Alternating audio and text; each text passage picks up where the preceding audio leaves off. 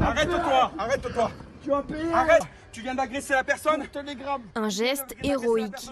Ce conducteur de train maîtrise au sol une personne enragée qui vient d'agresser un vieil homme. C'est à l'intérieur du train que l'individu, hors de lui, commence à s'agiter sous les yeux du conducteur et de son stagiaire. Je suis en train de conduire.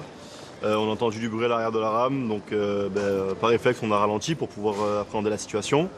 Il y a mon collègue qui a pu faire les premières constatations avec l'œillet de la porte.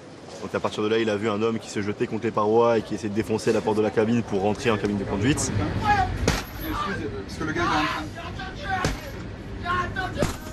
Les deux agents SNCF arrêtent le train en gare de Juan-les-Pins pour y attendre la police. Mais l'homme s'enfuit en escaladant le grillage de la gare.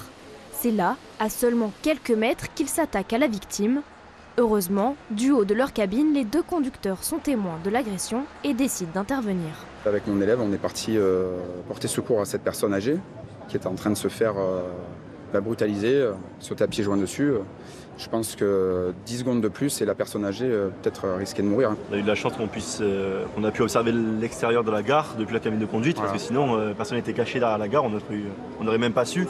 Face à la violence de la scène, les deux hommes ont su garder leur sang-froid. On a eu des projections de sang, un petit peu de crachat, ce qui est normal, hein, l'agression.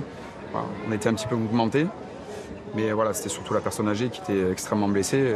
On avait très très peur pour elle.